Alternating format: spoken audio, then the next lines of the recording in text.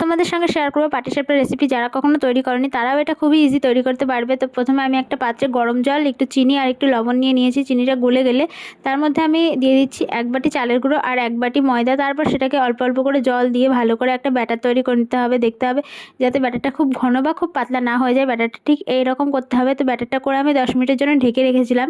তারপর কড়াইতে তেল দিয়ে কড়াইটা গরম হয়ে গেলে তারপর অল্প অল্প করে ব্যাটারটা কড়াইতে দিয়ে দিতে হবে। তারপর এটাকে আমি এই যে একটা রাউন্ড শেপ করে নিয়েছি। তারপর যখন দেখবে যে এটা একটু লাল লাল হয়ে গেছে, তখন তার মধ্যে আমি আগে থেকে যে পুরটা বানিয়ে রেখেছিলাম সেই পুরটা দিয়ে এরকম খুন্তি দিয়ে অল্প অল্প করে মুড়ে নিতে হবে। তো মুড়ে নিলেই এভাবে রেডি হয়ে যাবে আমাদের পাটিসাপটার রেসিপি। খুব ইজি, তাই না বলো? তো আমি একে একে এইভাবে সবগুলোই করে নিয়েছি। তো তোমাদের পুরো রেসিপিটা দেওয়া হয়নি, যদি কেউ দেখতে চাও অবশ্যই কমেন্ট করে জানিও, আমি দেওয়ার চেষ্টা করব। তো ভিডিওটি ভালো লাগলে অবশ্যই লাইক, কমেন্ট, শেয়ার আর চ্যানেলে নতুন হয়ে থাকলে অবশ্যই চ্যানেলটা সাবস্ক্রাইব করে দিও। বাই।